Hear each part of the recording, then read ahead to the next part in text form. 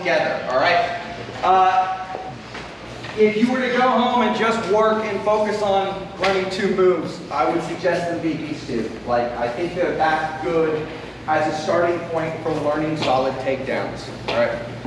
So, one of the reasons, there's like a list of reasons. One, the first step of a traditional Soto and the first step of sasae are the exact same, all right? But they require opposite counters, right? So if I come in here, boom, he needs to lean forward basically for me not to be able to hit this, all right? But that's the exact thing that is wrong to do if instead when I step in, I hit sasae, all right? So just having these same 2, I can do, boom, we can fight and go back this way, right? And make it look like the same entry, right? I'm going, right? That makes them very good to have both as a threat in your book. That alone, all right? But the second big thing, which is even better, is that they chain together extremely well. The recovery from barely staying up from one puts yourself directly into getting taken down with the other, all right?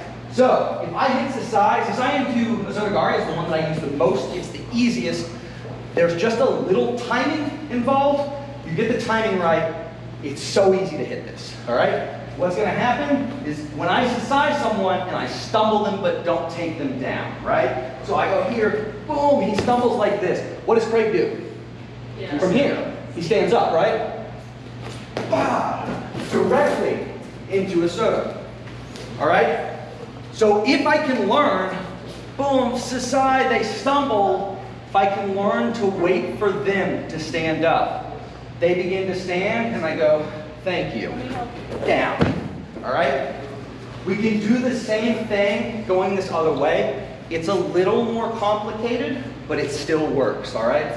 So if I come in here, boom, and I can't quite get this, I can step down with this foot. Then when I step out, Craig will almost always turn to face me, and I hit it. All right? There's some timing involved as you start playing with this. What happens in the beginning a lot of times is the person goes like this, Craig goes down, and then they go like this. Well, Craig was falling. Now at that moment, he's really heavy.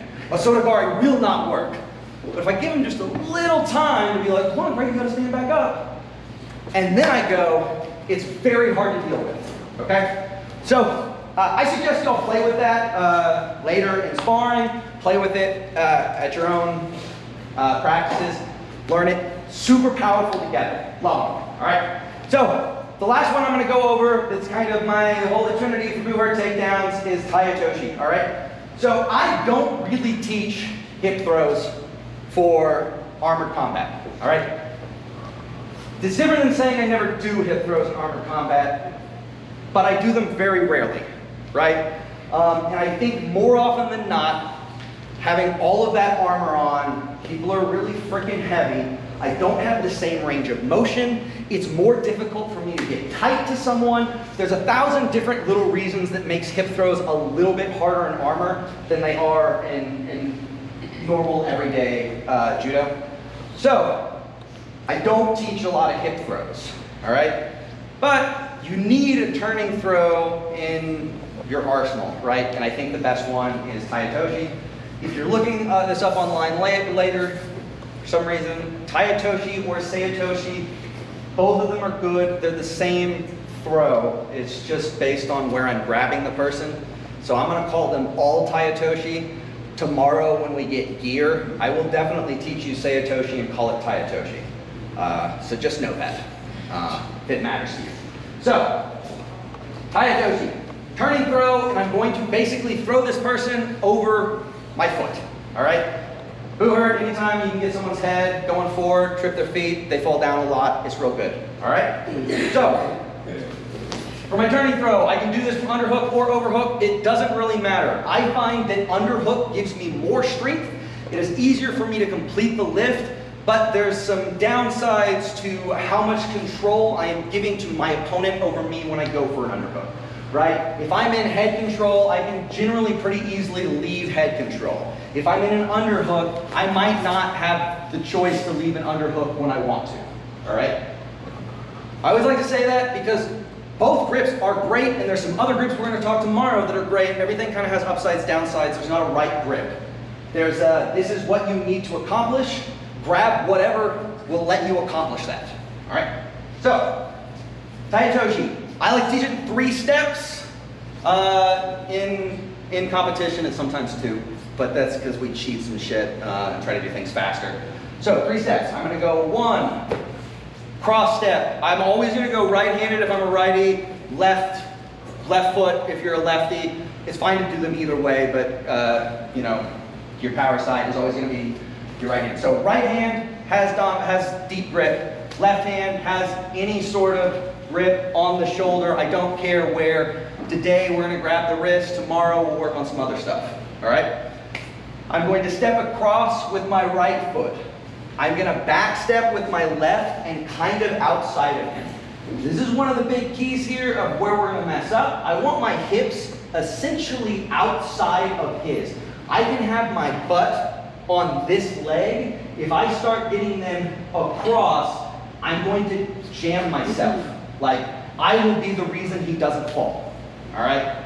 So, 1, 2, I back step out, my right butt cheek's on his thigh, and then I go 3. He here, knee bent, all right?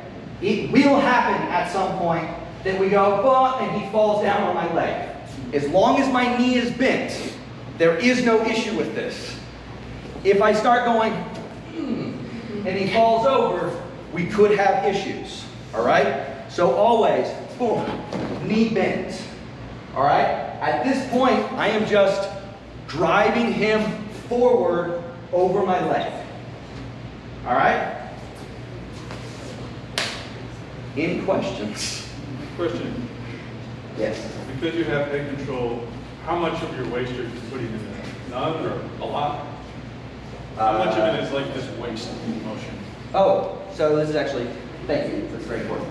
So, in general, I always want to power my throw with my turn.